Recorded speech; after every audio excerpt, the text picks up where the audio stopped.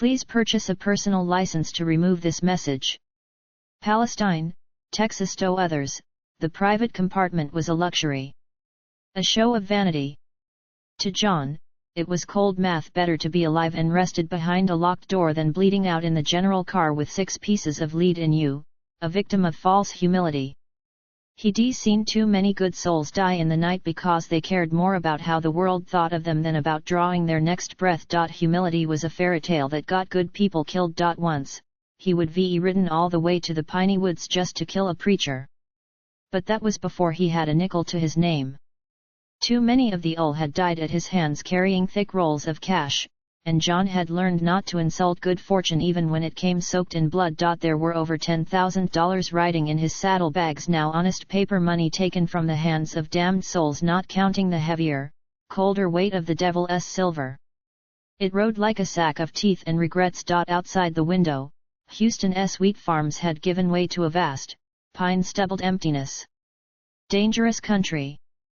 Beautiful in a lonesome, watchful way, beautiful the way a loaded gun is beautiful. It felt like the land was holding its breath, waiting for him to make a mistake. As the train rocked north, a long tucked-away memory crept back in, uninvited. California. Years back, he'd been employed as guide and protector for a Russian boyar with too much money and not enough sense. The man had come to America to experience the Red Indian cultural, as he liked to call it, as if culture was something you could rent for the weekend. His mother, who'd accompanied him, called it her son's cowboy fantasy. She paid John extra to make sure the boy didn't do something truly stupid. It was the silliest thing John had ever seen. A grown man in war paint, lodging with the Comanche, leading a war party against a mock Yankee wagon train. But the boyar paid well, and no one was hurt except for John's eardrums. The drums never stopped. Not for 2 weeks. John smiled faintly in the dim compartment. He'd been green then. Quick to believe any lie told confidently. Like the one about Comanche not being able to hold their liquor. The chief had drunk more bourbon than John and the boyar combined and taken them for everything they had in poker. John was lucky to walk away with his shirt.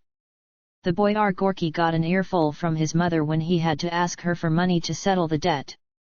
John still smirked at that point. One night, drunk, Gorky had bragged that his family estate outside Moscow was older than the entire United States and would stand long after America had gone the way of Rome, ripped apart by its own contradictions. John hadn't argued. Even then, he knew what America preached and what it practiced were poles apart. The war between the states was just a symptom of a deeper melody. John threw the thought aside. Someone else's problem. He had enough of his own. His thoughts drifted off to better things like holidays, to exotic destinations like London, Paris, or Italy. Once this devil's business was finished, he'd take that holiday. Maybe even Moscow, find Gorky and see if he'd finally stopped being a fool. The train sighed into the station as the sun melted behind the pines, bleeding the sky into reds and purples like a fresh wound trying to cloth. Air hit him first, pine resin sharp as sap on a knife blade, coal smoke hanging low and damp.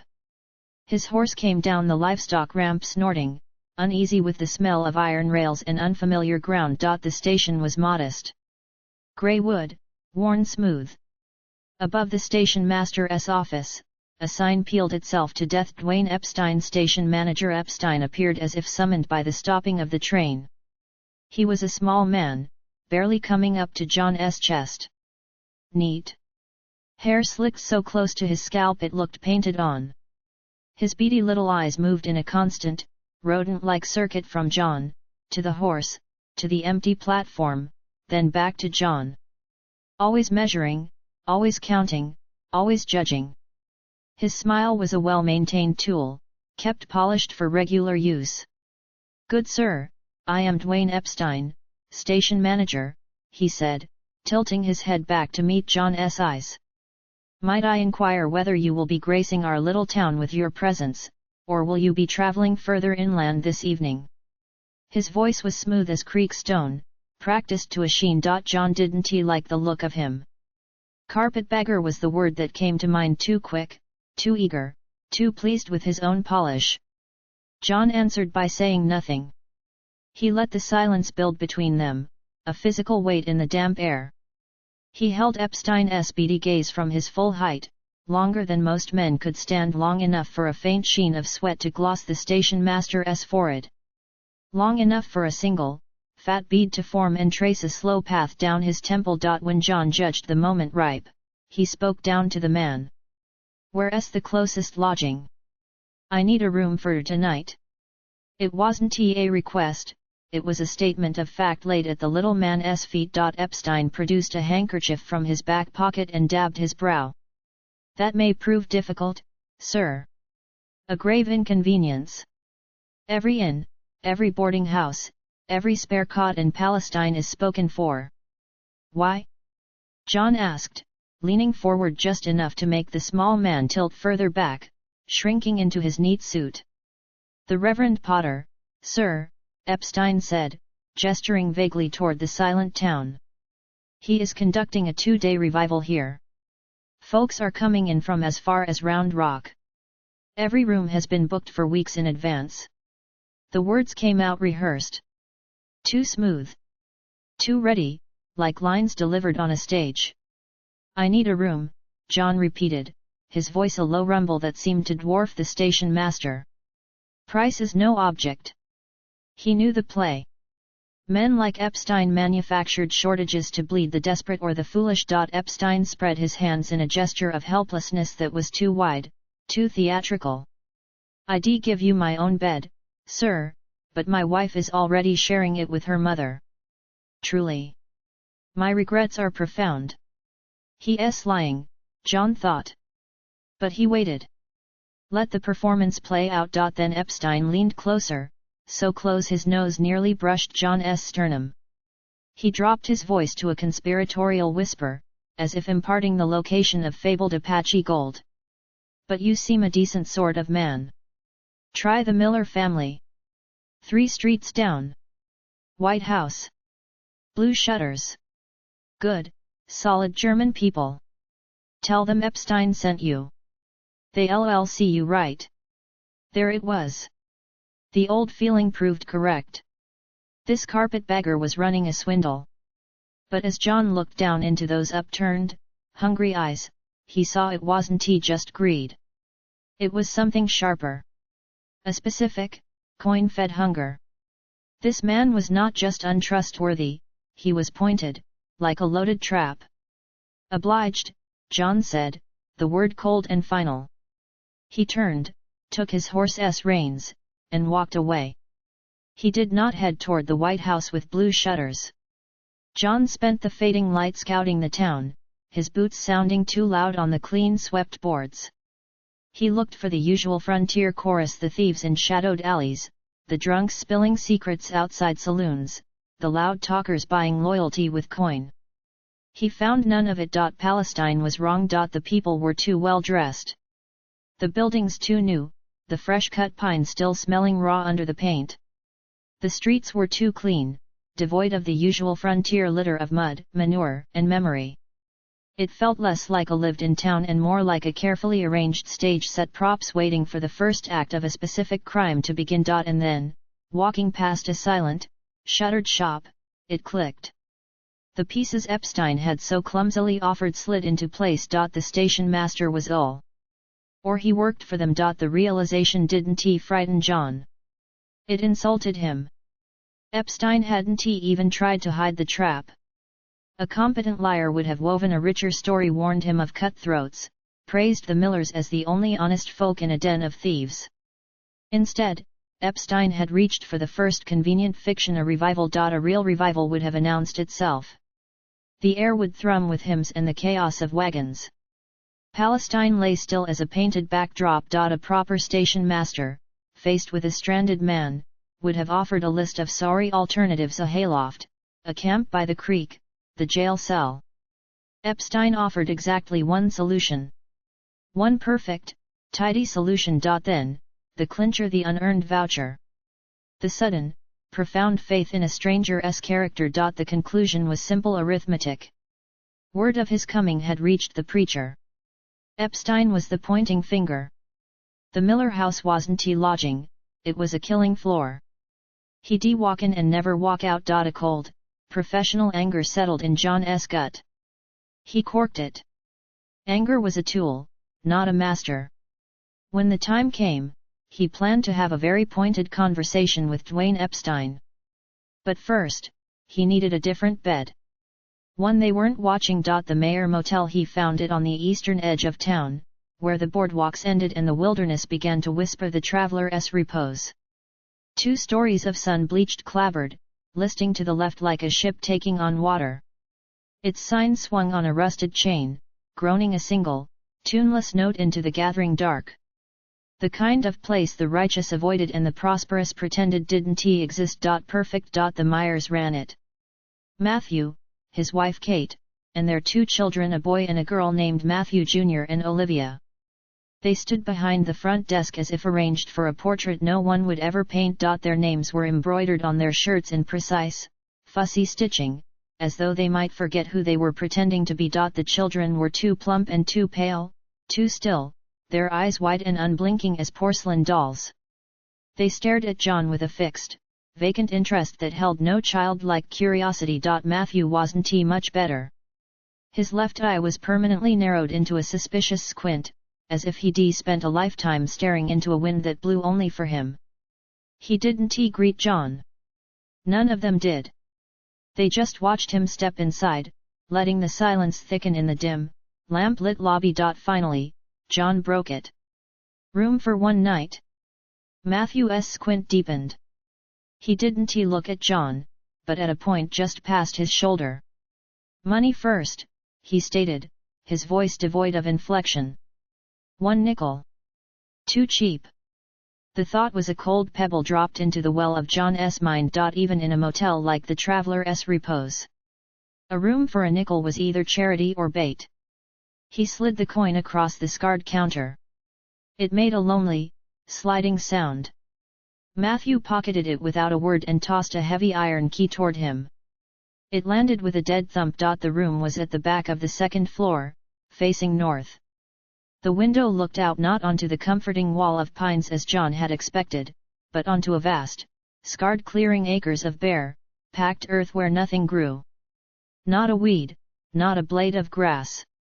It was as if the ground had been salted or scorched. Beyond this dead zone, the pines began, dense and dark. They didn't rustle, they whispered, a sound like dry pages turning in a forgotten book. 3 times that night, the knock came. Soft, insistent, at precise intervals. Not Matthew, but Kate. Her voice, heavy with a German accent, would call out a single, flat word: dinner. The first time, John refused politely. The second time, his refusal was sharper. She did not leave. He could sense her standing there, a silent, solid presence in the hallway. The third time she called, the word dinner no longer sounded like an offer. It sounded like bait. For what? He wasn't sure. I said no, John growled. Don't come back. A pause. Then a low, guttural mutter in German words that needed no translation to convey their venom. Her footsteps finally retreated, heavy and deliberate. The encounter left a chill that had nothing to do with the temperature. This wasn't hospitality. It felt like a soft-handed lure to draw him into a trap. Feeling suddenly, profoundly exposed, John moved the room's only chair, a heavy, spindle-backed thing, and wedged it firmly beneath the doorknob and ate his dry hardtack and drank sparingly from his canteen, and finally he lay on the floor, his head pillowed on his saddlebags, his Colt by his right hand, his saber by his left. In the absolute dark, staring at the ceiling's invisible beams, a new and ugly thought began to uncoil. Epstein had been too obvious. The Miller's house, the white house with blue shutters, it was a lure a child would see through. What if it was meant to be seen through? What if its clumsiness was just another layer, designed to make him feel clever? To make him seek out another option, a place off the main path, the place that felt like it was his choice, the Mayer Motel. The quiet, out-of-the-way place. The place with the cheap room and the strange family and the dead earth outside the window. The slow, cold seep of understanding began to pool in his gut. Epstein hadn't expected him to go to the Millers. He had expected him to run from the Millers. Straight here. To the Mayor Motel. This wasn't a refuge. It was a trap. And he had paid for the privilege of walking into it. The truth arrived cold and quiet. He had thought Epstein and his fellow conspirators were waiting for him at the Millers. But they weren't. They were waiting for him right here. In the next room. Downstairs. Outside his window, in the whispering pines. The silence of the house was no longer empty. It was full. It was patient. The faint, satisfied smile he'd worn earlier faded from his lips, replaced by the grim, familiar line of a man who has just felt the trap door settle beneath his feet. Ah shit. Though John he hadn't escaped the trap. He'd paid for the privilege of walking into it. If he wanted to see another sunrise, he needed to get out. Now. He moved with the grim efficiency of a man used to leaving places in a hurry. Saddlebag packed. Colt in his belt. Saber across his back. No wasted motion. He ripped the coarse cotton bedsheet into strips, twisted them into a poor man's rope. It wouldn't hold long. It didn't need to. Then, the parting gift. 6 sticks of dynamite, wrapped in oilcloth. He bundled them tight. The delayed fuse. A 20-minute cord hissed to life with a scent of sulfur and promise. He shoved the bundle deep into the wardrobe and turned to the window. He tied the rope to the leg of the cast iron bed frame and dropped the coil into the darkness. The dead earth waited below. He was over the sill and halfway down the wall when he heard them point. 2 voices. Small. Clear. Perfectly synchronized. A boy and a girl, speaking together without a hint of childish play. Hurry. He is at the door. A heartbeat of absolute silence. Then the world came apart. The door didn't open. It ceased to exist. It vaporized inward in a cataclysm of splintered wood and shattered iron. The concussion punched the air from his lungs. The rope went slack. He fell the last few feet, landing hard on the packed earth. He lay stunned for half a second too long. Above him, through the dust-choked wreckage of the window frame, 2 small heads appeared. Matthew Jr. and Olivia. They peered down, their faces wearing identical, twisted smiles. Together, they chanted in the station master's voice, "Why are you leaving us so soon, Mr. Wayne? The fun hasn't even begun." Instinct overrode shock. John's Colt was in his hand before the last word faded. 2 shots cracked the night.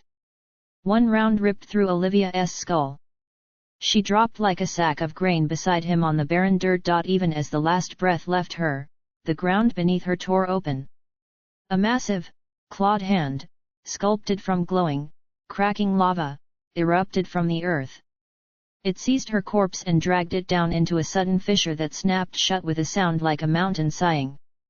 The ground was seamless again, leaving only a scorched, smoking patch. Well, that's new, John thought, the observation cold and detached. He had no time to dwell. The motel's rear door flew open. The boy, led by his parents, charged out.